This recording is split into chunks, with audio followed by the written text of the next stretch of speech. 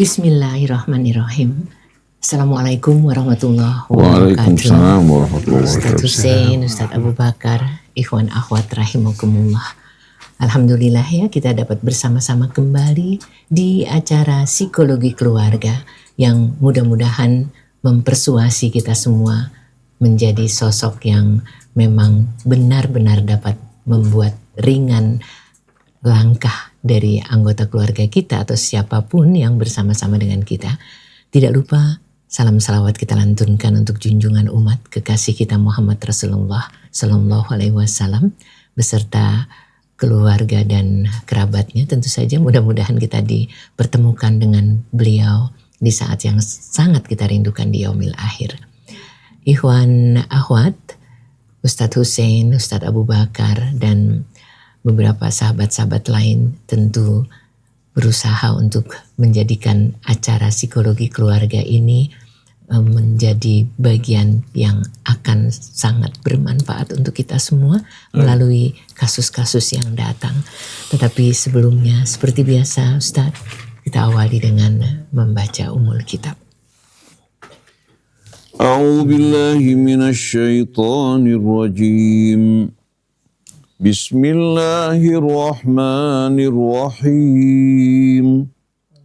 Alhamdulillahi rabbil alamin. Ar-Rahmanir-Rahim. Maliki yaumiddin. Iyyaka na'budu wa iyyaka nasta'in. Ihdinas siratal mustaqim. Siratal ladzina an'amta 'alaihim ghairil maghdubi 'alaihim waladdallin. Amin. Ustadz Hussein, Pak Abu Bakar, kasusnya ada 3 yang masuk kali ini. Ikhwan akhwat, yang pertama, ketika saya lahir, ibu membuang saya diberikan pada seseorang. Saya tidak tahu kenapa dan bagaimana. Sekarang saya sudah remaja, sudah dewasa. Ibu entah ada di mana saya nggak tahu. Sementara ayah sudah menikah lagi dan punya keluarga. Dan orang tua saya tahu saya ada di mana, besar di mana, tapi mereka tidak pernah peduli, tidak pernah mengunjungi saya atau apapun juga. Padahal mereka tahu saya hidup dengan siapa dan di mana, tapi benar-benar gak peduli. Kok ada ya Ustadz, ayah dan ibu yang seperti ini? Saya harus bagaimana? Bukankah anak harus berbakti pada orang tua? Wajib seburuk apapun mereka, Ustadz, mohon petunjuknya. Itu satu. Kemudian, Assalamualaikum Ustadz. Saya sakit mental nih, ada sesuatu yang terjadi, saya bangkrut dan orang gak ada yang mau dengan saya. Saya sudah gak punya apa-apa, mereka gak perhatian lagi, gak peduli, dan saya sudah 2 tahun ini di rumah sendirian, istri dan anak, mereka juga gak peduli sama saya. Mereka melihat saya cuma karena harta dan apa yang ada pada saya. Apa yang harus saya lakukan Ustadz? Saya gak sanggup lagi hidup dengan kondisi seperti ini. Saya gak mau lagi hidup, mohon bantuannya. Astagfirullah.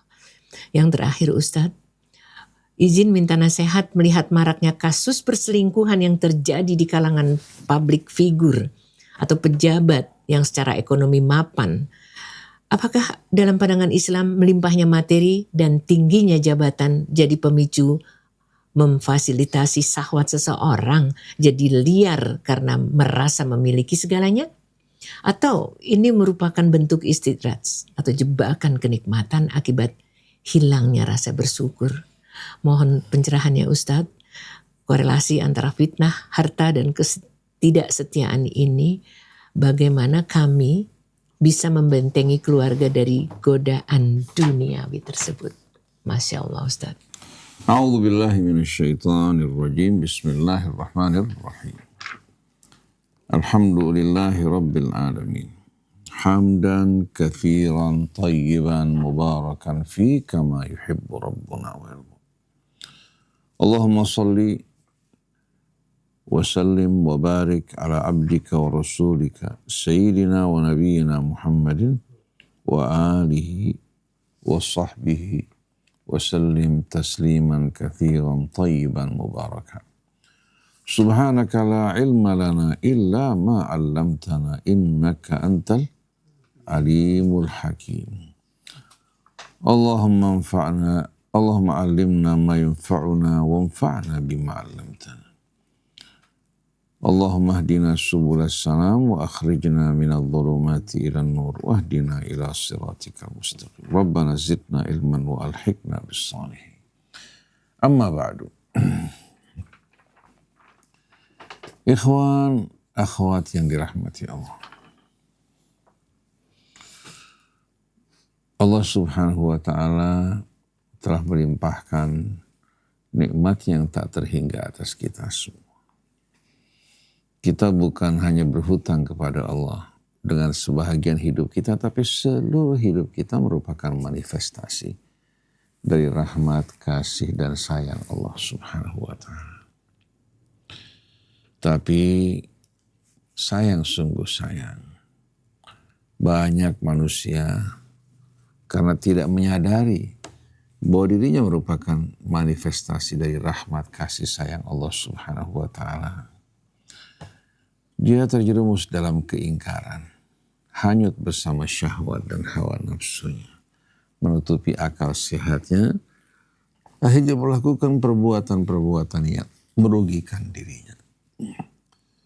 Nah, untuk menjawab pertanyaan atau beberapa pertanyaan yang tadi masuk, kita akan mulai dari pertanyaan yang terakhir. Seorang menjadi pejabat yang tadinya setia pada istrinya sebelum menjadi pejabat, taat pada Allah. Bahkan dia tidak menginginkan istrinya berdandan, bersolek, menggunakan jilbab yang menutupi tubuh secara sempurna. Tapi semenjak dia memegang jabatan, dia terpengaruh oleh teman-temannya yang sekejap langsung memiliki aset di sana, aset di sini, berganti mobil mewah. Belum lagi banyak wanita-wanita yang menggoda. Sales-sales dengan pakaian yang mempesona, menunjukkan lekuk-lekuk tubuhnya. Bukan menawarkan barang sebetulnya, tapi menawarkan dirinya cuma dengan alasan menawarkan produk-produk tertentu. Akhirnya dia gelap mata. Mulai dia menerima uang-uang yang bukan menjadi haknya. Lama-kelamaan bukan hanya menerima, bahkan dia menanti, menunggu, dan berharap. Hingga kekayaannya melimpah. Mobilnya berganti dengan mobil mewah, rumahnya juga rumah mewah. Ya. Mulai membeli aset bukan hanya dalam negeri, bahkan di luar negeri. Akhirnya subhanallah, yang tadinya betul-betul jijik terhadap perempuan-perempuan yang menjual tubuhnya. Semenjak saat itu mulai handphonenya penuh dengan perempuan-perempuan semacam ini. Terbongkar kasusnya semenjak istrinya terkena penyakit kotor. Istrinya marah luar biasa karena istrinya orang yang jaga dirinya betul-betul. Akhirnya dari hasil pemeriksaan terbukti suaminya ternyata mengendap penyakit kotor. Si istri melihat suaminya telah berubah. Kalau seandainya menikah, dia bisa terima. Tapi kalau menikah tidak mungkin terkena penyakit kotor. Akhirnya menuntut untuk berpisah. Nah pertanyaannya, kenapa kok semenjak menjadi pejabat, semenjak keuangannya bukan hanya membaik, bahkan melimpah, kenapa mulai muncul perbuatan-perbuatan yang tidak baik? Apakah disebabkan harta, jabatan? Jawabannya tidak. Tapi yang menjadi penyebab terjadinya penyimpangan dirinya, juga hawa nafsunya yang mengendalikan, mendominasi jiwanya adalah makanan yang haram. Makanan yang haram. Kita bisa baca Al-Baqarah ayat 168, 167 ya. Kita lihat bagaimana Allah menjelaskan hubungan antara makanan asupan yang masuk ke dalam tubuh kita dengan perilaku kita. Kita tahu bahwasanya dosa pertama yang dilakukan manusia, memakan sesuatu yang diharamkan Allah. Dari tempat yang tinggi, terjatuh menuju tempat yang rendah. Dari seorang yang tadinya perpakaiannya tertutup, pakaian dengan rapi, mulai pakaiannya lucut. Dari aurat yang tertutup, auratnya tersingkap.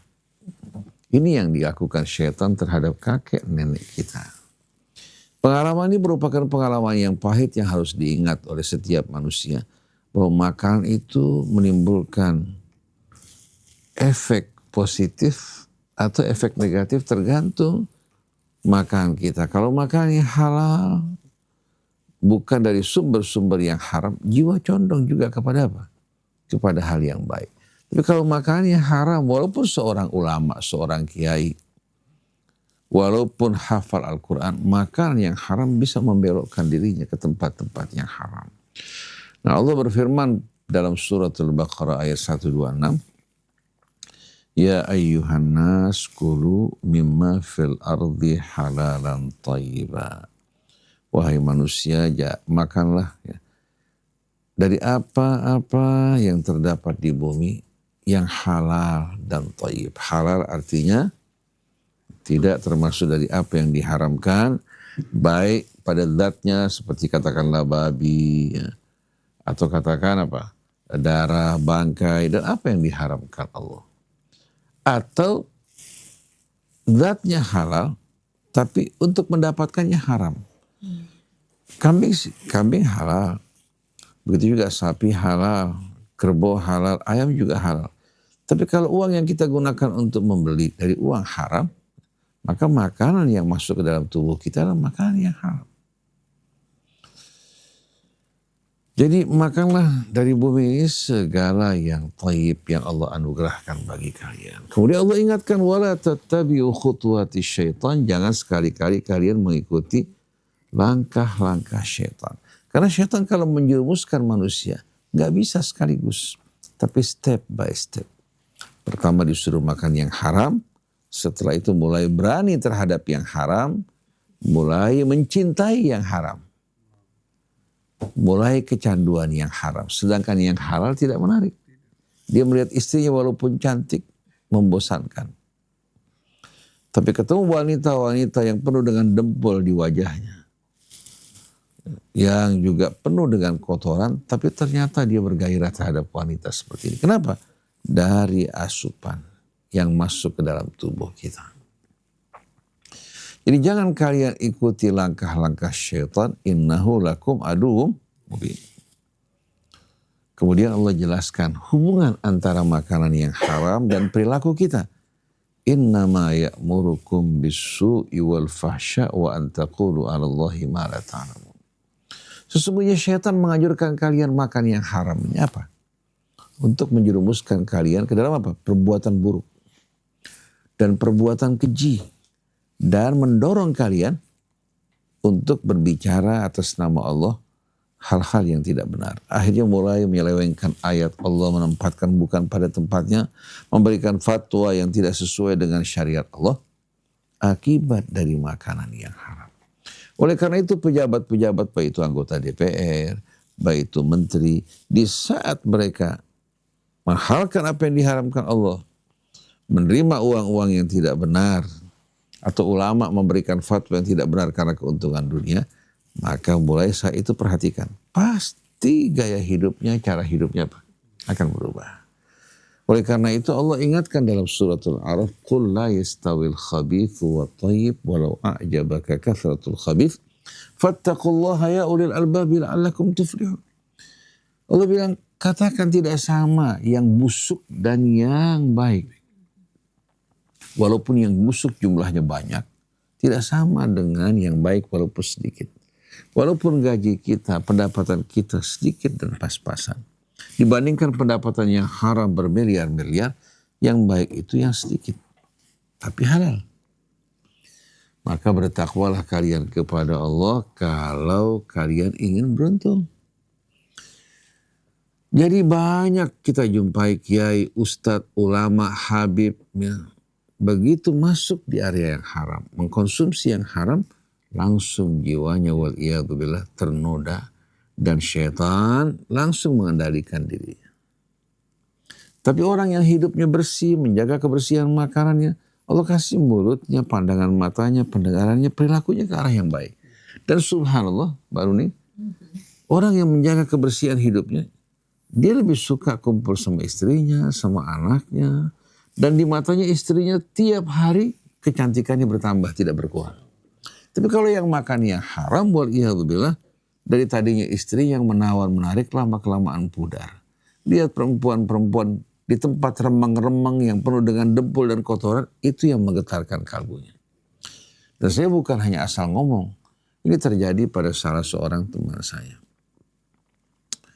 Orangnya ganteng, dari keluarga kaya raya. Dia berjalan bersama kita dan dia bercerita habis menangis, sambil menangis. Karena berapa saat sebelumnya dia habis berzina. Dia bilang, Ustadz, saya ini hidup betul-betul menderita luar biasa. Jiwa saya bukan di bawah kendali saya. Kalau lagi bergairah terhadap pelacur, itu di mata saya pelacur luar biasa menarik dan menawan. Begitu selesai saya melampaskan syahwat saya, baru saya merasakan betapa menjijikkan ini pelacur. Yang disentuh oleh sekian banyak orang. Wajah yang tadinya cantik hilang semua pudar. Dan saya malu dengan diri saya mengeluarkan ucapan-ucapan yang tidak senonoh pada saat bernafsu. Tapi begitu syahwat saya kembali lagi saya melihat yang busuk menjadi indah. Padahal istrinya cantik. Tapi kenapa tidak menarik? Jadi hati-hati terhadap makanan yang haram. Makanan yang haram ini luar biasa. Kalau tidak mungkin hadirin sekalian kakek kita turun dari surga. Karena makanan yang haram. Jadi kalau tadi tanya apakah ini perangkap kenikmatan? Sebetulnya bukan kenikmatan. Kalau kenikmatan itu sifatnya indah dan baik. Itu merupakan perangkap nafsu yang membuat orang kehilangan akal sehatnya. Jadi hati-hati, waspada terhadap barang yang haram. Seringkali seorang koruptor beranggapan di saat dia korupsi 1 miliar, dia keluarkan 300-400 juta, bantu sana, bantu sini, masjid, sekolah. Dia beranggapan Allah akan toleransi terhadap dirinya. Allah tidak butuh kepada manusia. Allah maha kaya. Kalau Allah mau, Allah bisa berikan rezekinya kepada seluruh makhluknya. Tapi ini ujian. Kalau kita nggak tahan dari yang haram, maka Allah akan kumpulkan bersama apa? Orang-orang juga yang mencintai yang haram. Jadi tadinya ustadz, ulama, baik, nggak suka ngomong jorok, menjaga kebersihannya. Begitu mulai mengkonsumsi yang haram, dia mulai suka yang buruk, yang keji, bahkan berani berbohong atas nama Allah. Oleh karena itu kita minta pada Allah rezeki yang halal, yang thayyib. Dengan kelebihannya kita minta kalau bisa Allah bantu kita untuk berinfak di jalan Allah Ta'ala. Kita minta anak kita dijaga kebersihannya, tidak berbuat yang tidak-tidak. Oleh karena itu kita ingin pemuda-pemuda kita begitu mulai mereka remaja, sebelum dipengaruhi pergaulan yang tidak baik, mereka segera menikah. Karena pada saat ini godaannya luar biasa. Dulu orang harus keluar jauh mencari, bahkan tidak bertemu. Kalau sekarang tanpa harus mencari, ketika dia buka, bahkan ketika dia buka Muslim Pro, iklan pornografi tampil di hadapan. Gak punya duit, pinjol menawarkan. Bayangkan coba. Dulu orang mau pinjam harus punya jaminan, sekarang gak perlu. Nanti anaknya pinjam, datang debt collector kepada orang tuanya. Jadi ini pelajaran buat kita semua. Seperti yang Allah bilang, jangan kita biarkan tertipu oleh kehidupan dunia ini. Akhirnya kita masuk dalam perangkap syaitan, menjadi pengikut dan pengawalnya. Waliyadzubillah. Ini yang pertama. Jadi dijelaskan pada Al-Baqarah ayat 168. 168, 169, maaf ya. Jadi buka Al-Baqarah 168, 169, lihat bagaimana keterangan Allah yang menghubungkan antara perilaku seorang dengan makanan yang dimakan. Saya berikan satu analogi sederhana saja. Orang kalau makan pete, kira-kira keluar baunya apa?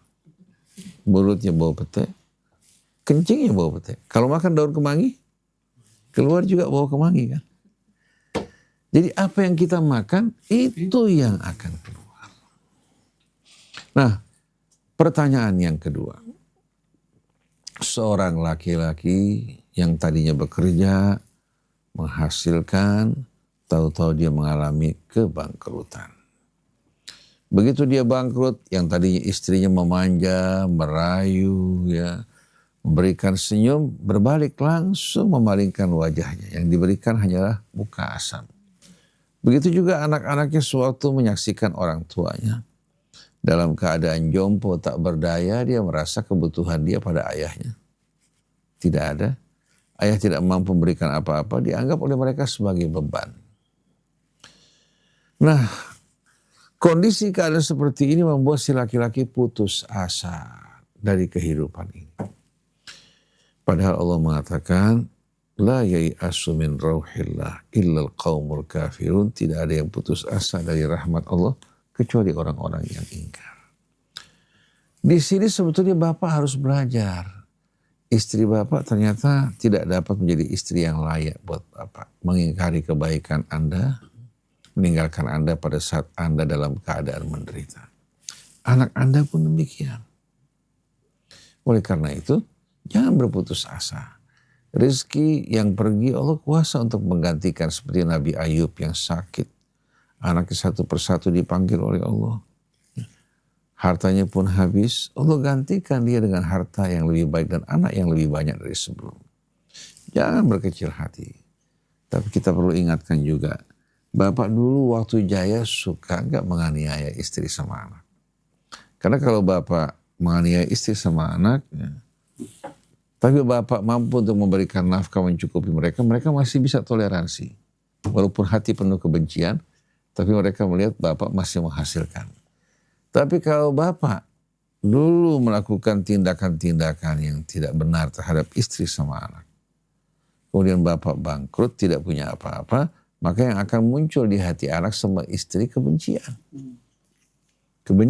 Kebencian. Bahkan mereka mungkin berdoa agar Bapak cepat-cepat diambil oleh Allah Subhanahu wa Ta'ala.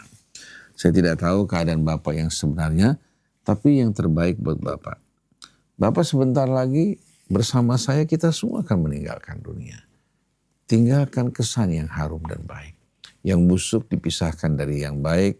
Kalau istri Bapak tidak baik, Allah pisahkan dan beritahukan dia bukan pasangan yang layak mendampingi Anda. Anda bisa berusaha kembali menikah lagi dengan wanita lain. Menikah dengan wanita yang salehah yang baik. Semoga Allah anugerahkan istri yang saleh, anugerahkan juga anak-anak yang saleh. Tapi jangan pernah kecil hati berputus asa. Kalau perilaku Bapak sebelumnya tidak baik pada istri dan anak, bertobat. Bertobat, perbaiki diri, mohon maaf kepada istri Anda, begitu juga kepada anak-anak, mulai hidup baru. Kalau mereka tidak menerima Anda mulai hidup baru dengan wanita yang lain. Yang mudah-mudahan bisa membahagiakan Anda. Hidup di dunia ini, selagi kita masih dalam keadaan sehat, bernafas dengan baik, kesempatan buat kita.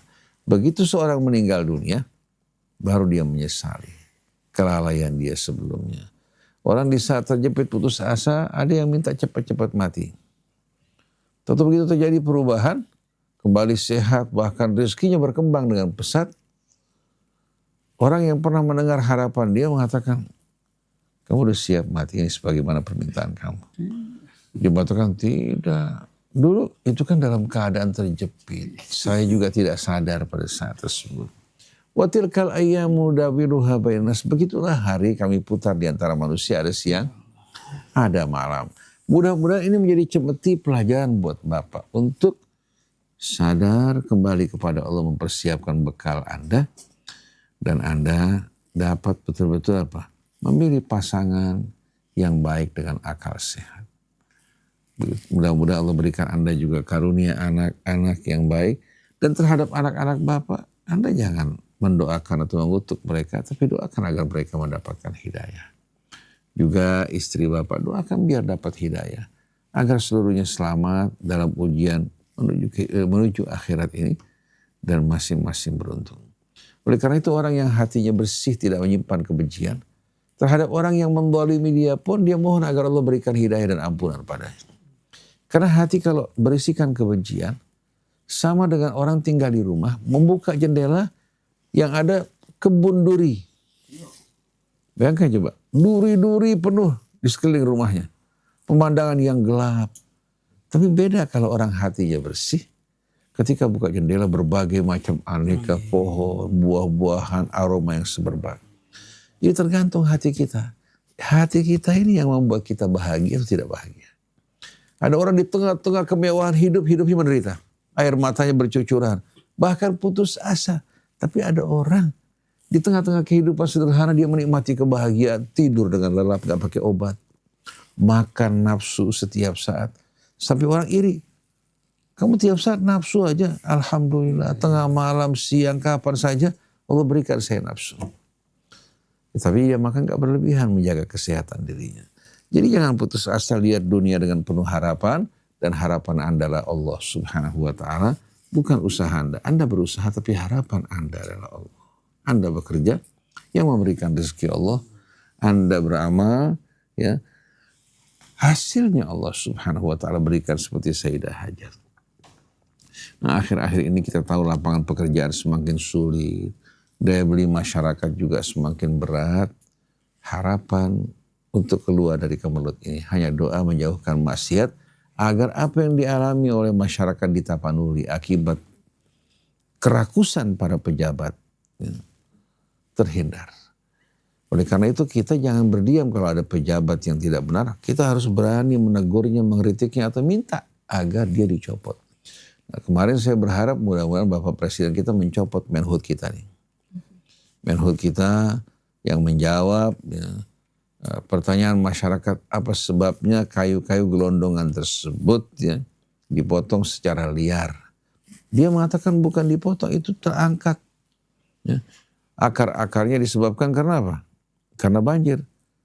Pertanyaan kemana pergi dia punya ranting sama daun? Kemana pergi dia punya akar? Baru 3 hari ternyata sudah mulai mereka mengangkut kayu lagi. Begitu juga Gubernur Sumatera Utara juga, Bobi Nasution ini yang merupakan menantu mantan presiden kita juga harus dicopot dan dibawa ke pengadilan. Karena dia bertanggung jawab dalam hal ini. Dia termasuk Menteri Kehutanan juga bertanggung jawab. Karena semua ini terjadi merupakan tanggung jawab dia. Akibat penebangan hutan secara liar, yang tadinya air diserap dengan baik, ya, kemudian tebing-tebing gunung-gunung terjaga dari kelongsoran, akhirnya yang tadinya menyerap air sekarang dihabisi.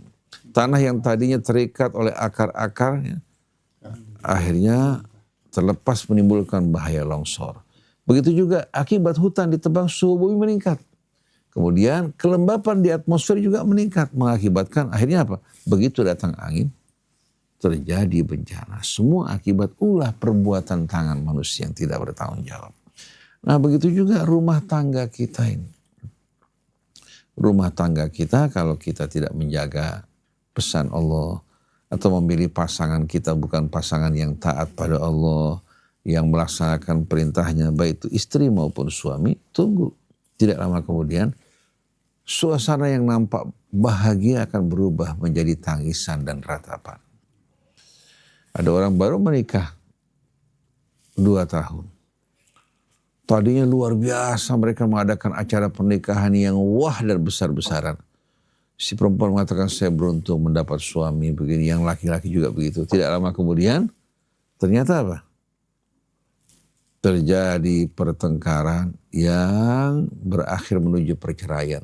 Setelah viral di media saling menjatuhkan waliyadzubillah. Oleh karena itu mari kita hidup bersama Allah yang akan selalu menjaga kita, melimpahkan nikmat karunia-Nya kepada kita semua. Jadi Bapak jangan putus asa. Jangan putus asa, karena selagi diberikan kesempatan untuk beramal demi membangun masa depan kita. Lupakan yang menyakitkan, lupakan orang yang meremehkan kita. Ketahuilah Allah tidak pernah meremehkan hambanya, tidak pernah melupakan hambanya. Tapi kita sampeyan yang lupa kepada Allah Subhanahu wa ta'ala. Nah, kemudian persoalan yang ketiga berkaitan dengan seorang gadis yang dari mulai kanak-kanak dibuang oleh orang tuanya. Gak tahu sebabnya apa. Apa sebabnya si anak dibuang? Apa karena dari hasil hubungan yang tidak halal, artinya berkumpul sebelum menikah, atau disebabkan karena apa? Karena mungkin kondisi ekonomi yang sulit buat mereka, atau disebabkan karena pertengkaran antara suami istri, akhirnya merembet-rembet kepada anaknya. Contoh, kalau suami istri ribut, istri sakit hati pada suami, kalau dia lihat bayinya mirip suaminya, itu bisa menjadi lampiasan. Atau dia merasa benci pada anaknya, karena anaknya selalu mengingatkan pada suaminya yang dibenci. Begitu juga sebaliknya kalau seorang laki-laki benci pada istrinya, ternyata anaknya mirip istrinya. Itu juga bisa berimbas apa? Suami membenci anaknya karena membenci ibunya. Dan tidak semua laki-laki dan wanita itu orang yang beriman, bertakwa, yang tahu. Kebanyakan dari mereka berumah tangga. Tujuannya bukan untuk menjaga kehormatan, keimanan agar mereka bertakwa kepada Allah. Tapi tujuannya hanya kesenangan pribadi dengan melupakan Allah Subhanahu wa ta'ala.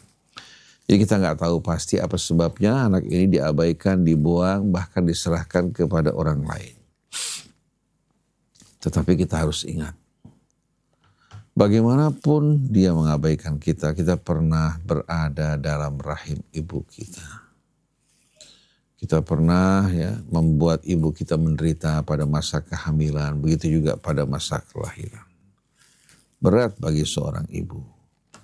Walaupun dia tidak peduli kepada kita membuang kita, tetap perintah Allah. Jangankan sesama orang yang beriman, bahkan kalau orang tua kita kafir, kita wajib memperlakukan mereka dengan penuh rasa syukur pada Allah. Dan syukur juga pada mereka yang telah menjadi sebab kita lahir ke dunia ini. Adapun perbuatan dia itu menjadi urusan Allah. Tapi tanggung jawab kita sebagai seorang anak yang beriman kepada Allah, yang taat pada perintahnya, wa qadha rabbuka alla ta'budu illa iyyah wa bil walidaini, Allah menetapkan bahwa kalian tidak dibolehkan menyembah kecuali hanya Allah. Adapun terhadap kedua orang tua, kalian diperintahkan untuk bersikap baik. Allah tidak mengatakan kalian wajib taat pada kedua orang tua. Tidak ada dalam Al-Quran yang memerintahkan anak taat kepada orang tua. Tapi yang ada perintah berbuat baik kepada mereka. Walaupun non-muslim, wa in jahadaka ala an tusyrika bima laisa laka bihi ilmun fala tuti'huma. Kalau kedua orang tua kamu perintahkan kamu berbuat yang tidak mempersekutukan Allah, atau memerintahkan berbuat yang tidak benar, kamu jangan taati mereka, tapi tetap gauli mereka dengan cara baik dalam kehidupan dunia.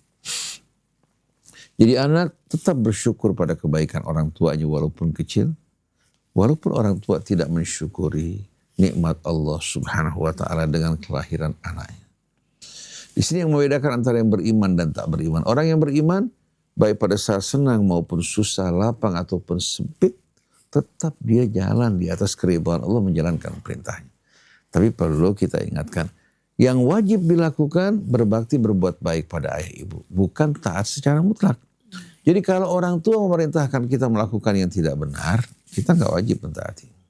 Kalau orang tua memerintahkan kita mengerjakan sesuatu yang bisa membahayakan kita, walaupun dia mengatakan saya tidak ridha dunia akhirat kalau kamu tidak melakukan, kita nggak boleh mengerjakan karena tidak ada ketaatan dalam kemaksiatan kepada Allah. Jadi dia harus memilah mana yang bisa dilakukan dan mana yang tidak bisa dilakukan.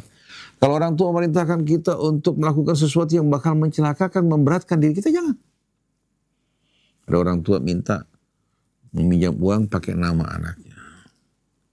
Anaknya tidak suka hal ini dan bisa berbahaya buat dia. Tapi orang tua mengancam, saya tidak akan ridho kepada kamu. Kamu tetap hormat, perlakukan orang tua dengan baik, tapi jangan taati. Jangan taati orang tua dalam permintaan yang tidak benar. Dan kamu tidak wajib tinggal bersama orang tua kamu yang membuang kamu, yang mengabaikan kamu. Tapi berbakti kepada mereka. Mentaati mereka pada apa yang dihalalkan Allah Subhanahu wa ta'ala. Menunjukkan sikap sebagai seorang mukmin dan mukminah. Mencontoh meneladani Rasul itu merupakan kewajiban. Jangankan terhadap orang tua kita, terhadap sesama manusia saja kita diperintahkan untuk bersikap baik. Apalagi terhadap orang tua yang menjadi sebab kelahiran kita di dunia ini. Jadi jangan sikap kita dipengaruhi oleh perbuatan kedua orang tua, tapi hendaklah kamu selalu tampil dalam keadaan indah, baik, mulia, berbuat atau mengerjakan amalan yang sesuai dengan amalnya orang yang bertakwa. Dan kita jumpai hal ini ya.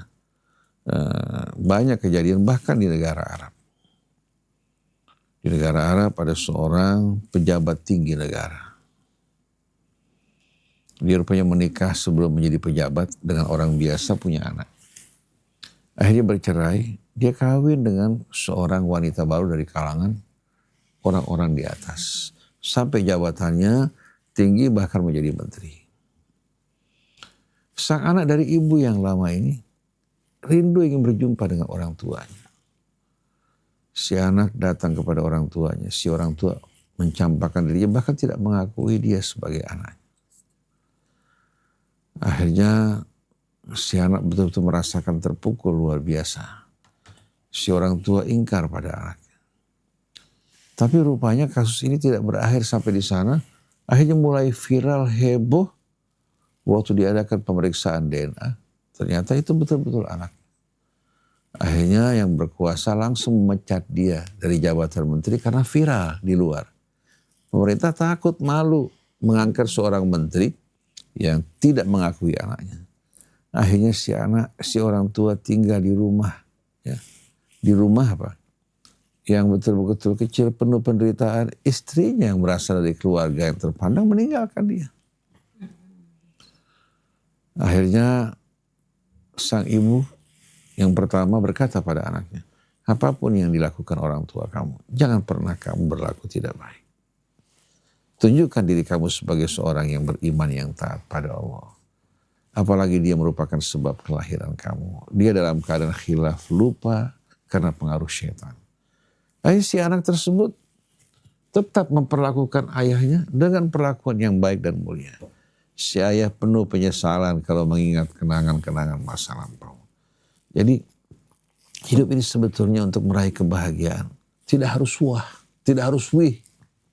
Asal kita jalani kehidupan dengan ketaatan kepada Allah dan ketakwaan.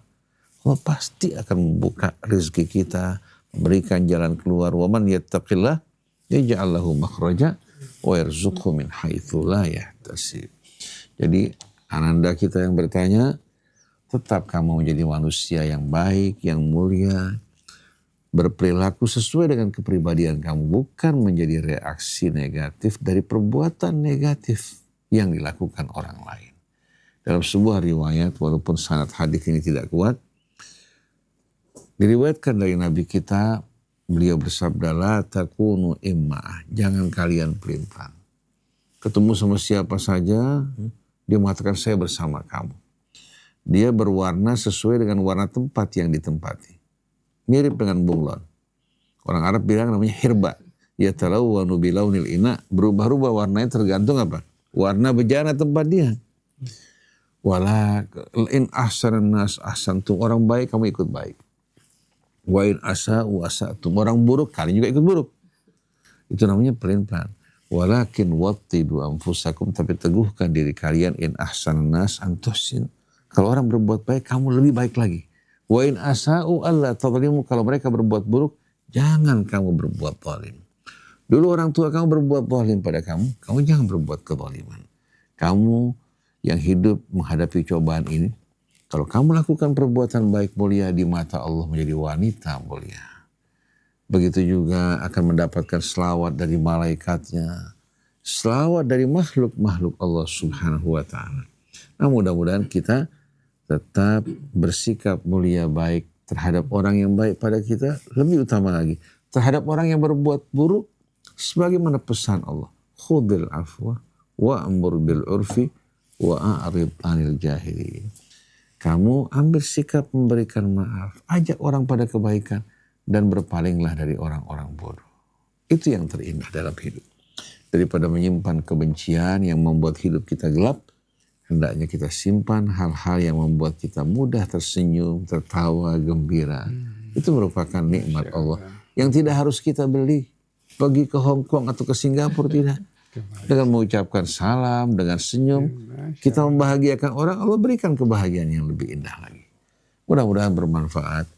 Subhanakallahumma wa bihamdik, asyhadu an la ilaha illa anta astaghfiruka wa atubu ilaik. Masya Allah.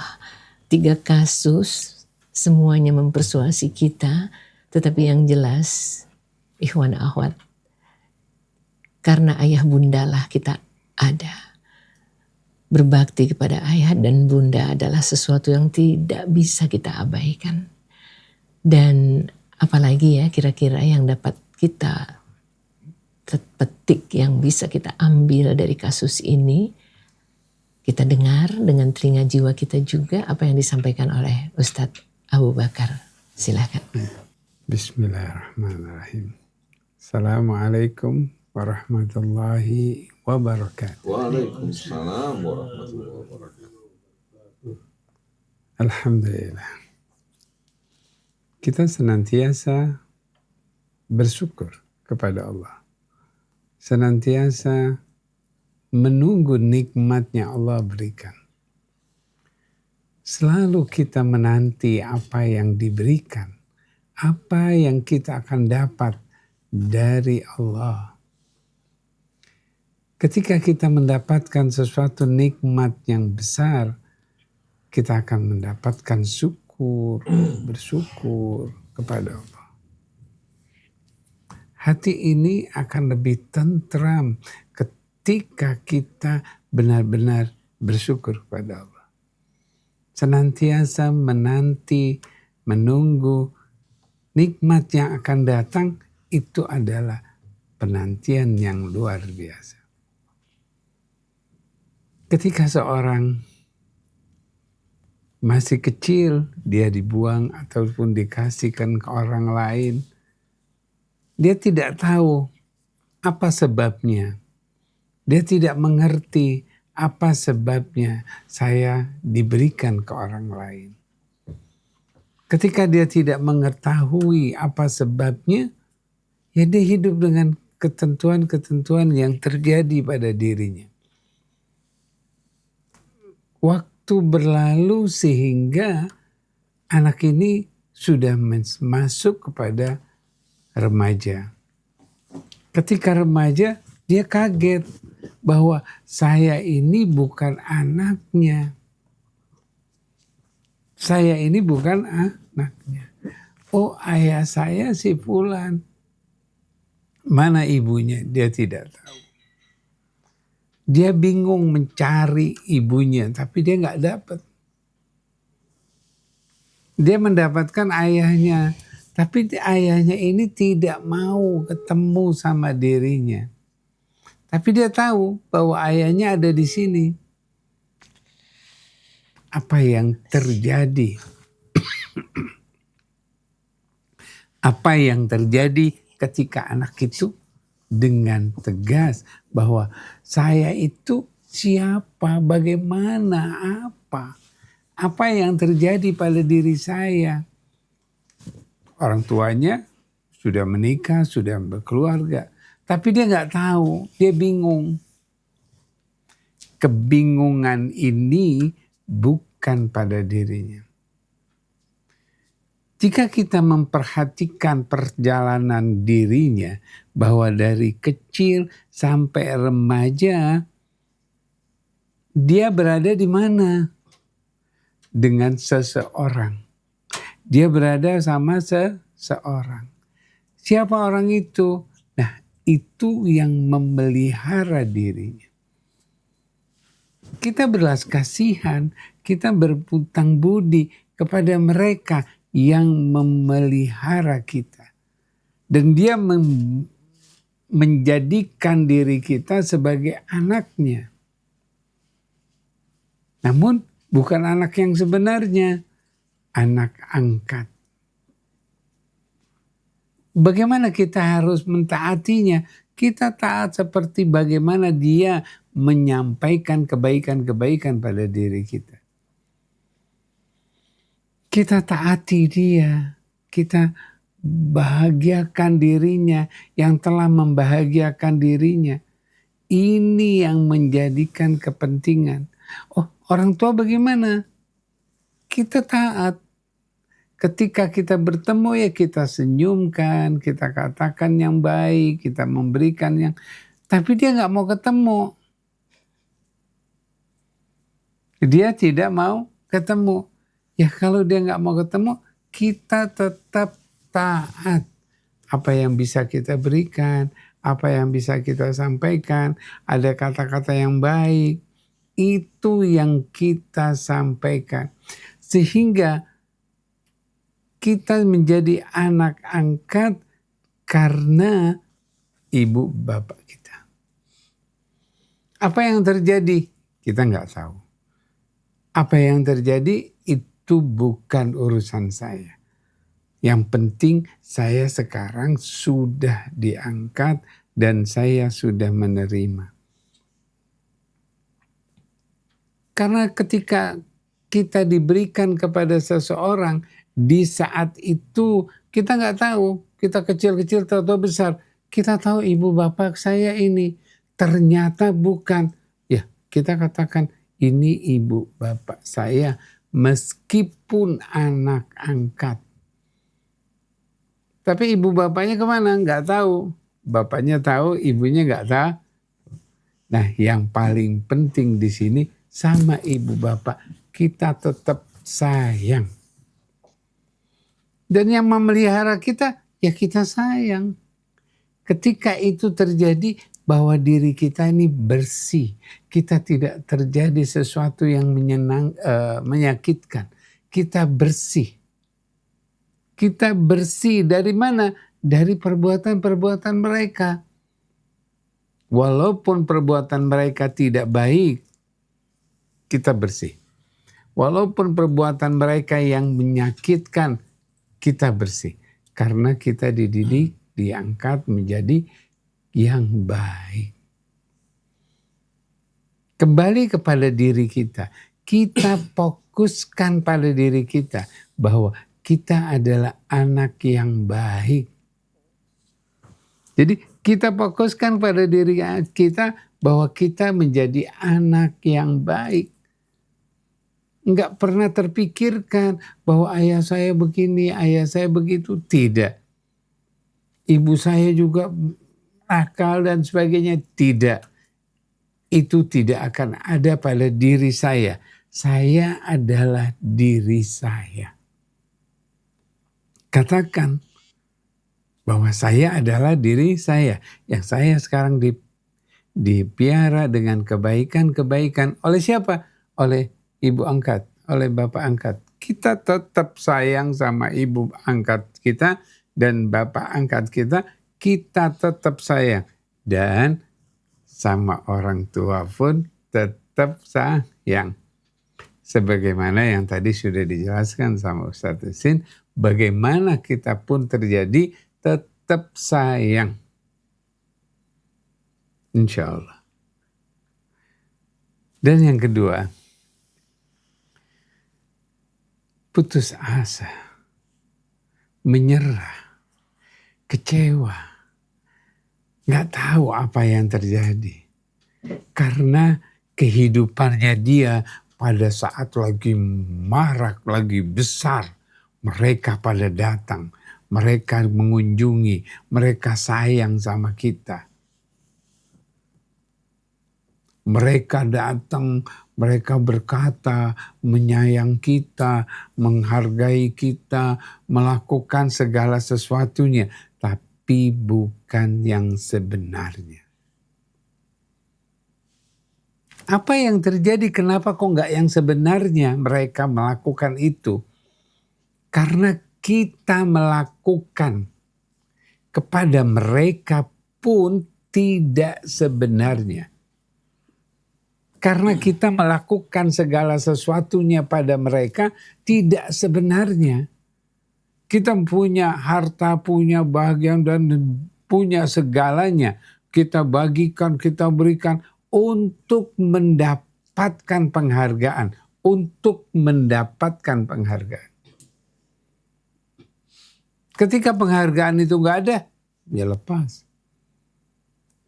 Ketika itu sang istri, anak semua pada berfoya-foya karena kita punya, karena kita ada. Namun ketika kita jatuh, bangkrut katanya, ya, di sini kita akan dilihat, diuji sama Allah bahwa ini kamu.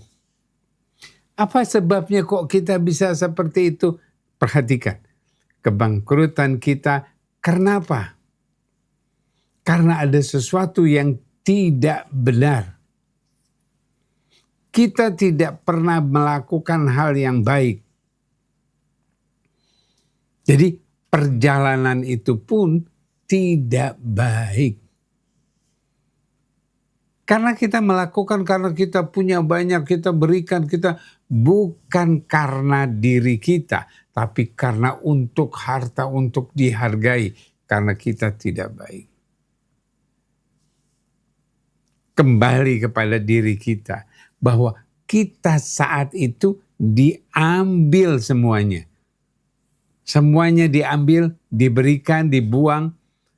Sekarang kamu sudah tidak punya apa-apa lagi. Siapa yang datang? Siapa yang mau sama dia? Tidak ada.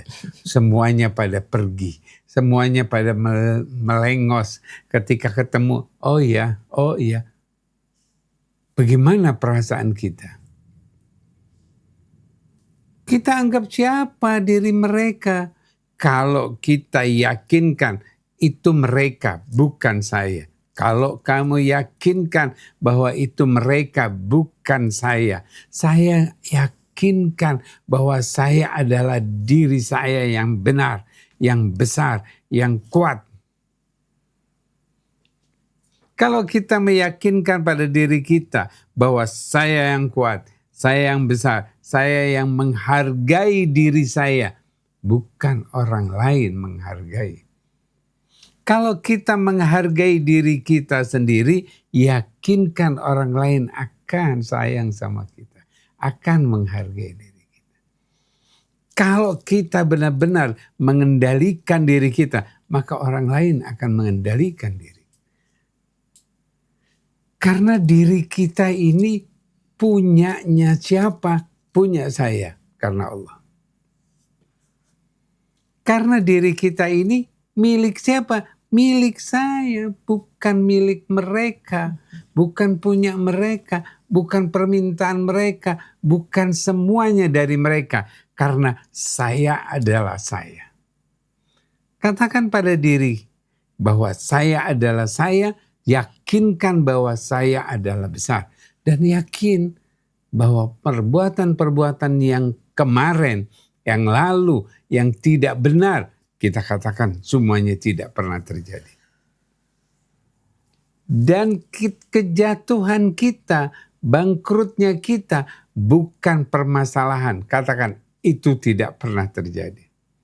Yakinkan pada diri kita, saya adalah saya. Yakin dia akan naik sedikit demi sedikit. Pastikan bahwa saya adalah saya. Tegaskan pada diri kita, saya adalah saya. Enggak perlu mereka mau mengendalikan, mereka tidak mau perhatian, mereka mau apa perhatian mereka? Perhatian hanya satu kepada Allah.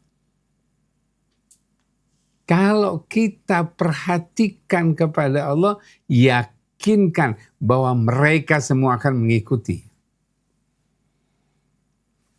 Tidak mungkin, karena mereka itu kan adalah kebutuhan yang tidak bisa.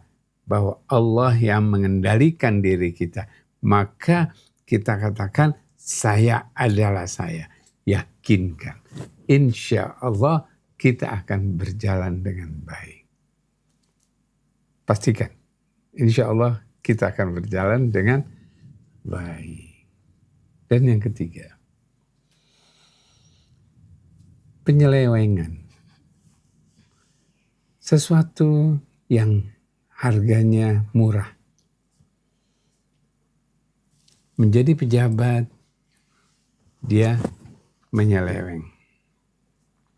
Punya sesuatu sedikit, dia menyeleweng. Apapun yang dia miliki untuk penyelewengan. Untuk apa? Penyelewengan ini karena perbuatan mereka, bukan pada dirinya. Ketika sebelum menjabat baik banget, sayang sama istrinya, sama anak-anaknya. Ketika sudah mulai menjabat, belum menjabat, mulai menjabat, dia sudah menaruhkan benda-benda yang tertentu yang akan dia lakukan. Ketika dia menjabat, benda-benda itu bergerak. Untuk apa? Ketika kita sebelum menjabat, yakinkan pada diri kita bahwa saya menjadi orang yang baik. Saya menjadi orang yang baik. Ketika kita mulai menjabat dan menjadi pejabat, perhatikan bahwa pejabat itu bukan milik kita. Bahwa jabatan itu bukan milik kita. Kan kita nggak ada di situ. Karena hanya sebentar. Hanya sebentar. Cuma duduk, setelah itu bangun. Ketika kita duduk di satu kedudukan, kita menjabat sebagai seorang pejabat. Setelah itu kita pindah. Kalau kita pindah, maka kita akan lepaskan semua. Perhatikan. Ketika kita hidup menyenangkan, pada saat itu nenek kita, kakek kita, hidupnya menyenangkan. Kemudian cuma diganggu sedikit makanan, lepas semuanya. Dan perhatikan, ketika kita mau menjabat, kita diuji, kita akan ditawarkan makanan, ditawarkan kedudukan, ditawarkan sesuatu, kita ambil, kita makan, maka dengan sendirinya ucul semuanya, lepas semuanya. Yang menjadi apa itu? Bukan diri kita lagi. Bukan diri kita, maka kita akan bertingkah, berlaku semuanya. Bukan diri kita. Karena sudah lepas. Oleh karena itu, perhatikan. Ketika kita ingin menjabat, katakan itu sementara. Waktu datang perbuatan-perbuatan yang tidak baik, katakan sementara. Saya tidak akan lakukan. Yakinkan pada diri kita, berbuat baik itu lebih baik daripada perbuatan yang tidak baik. Oleh karena itu, perhatikan perbuatan baik kita. Kita selalu melakukan perbuatan baik, yakin bahwa kita akan menjadi baik. Yakin kita akan menjadi kebaikan. Insya Allah. Masya Allah. Ustadz bisa tambahin sedikit? Kita masih punya waktu nih. Bismillahirrahmanirrahim. Yang penting untuk kita ingatkan kepada anak-anak kita tadi yang diabaikan dan dibuang orang tuanya. Ingat, hargai, syukuri kebaikan orang tua yang mengangkat Anda. Dia peduli, perhatian, ya, mencintai Anda, hargai mereka. Bersikap baik dan mulia terhadap mereka. Ada sebuah kisah mungkin sebagai penutupnya, kisah inspiratifnya. Kalau nggak salah pernah kita sama-sama dengarkan di Rasil. Seorang wanita rupanya bergaul dengan bosnya. Hamil. Si bos ini setelah hamil ditinggalkan, kemudian dijodohkan sama bawahannya. Jadi semenjak terbukti kehamilan dijodohkan dengan bawahannya, bosnya tersebut tidak peduli terhadap anak yang dikandung wanita yang pernah digauli. Akhirnya anak tersebut hanya mengetahui ayahnya itu yang merawat dirinya penuh kecintaan.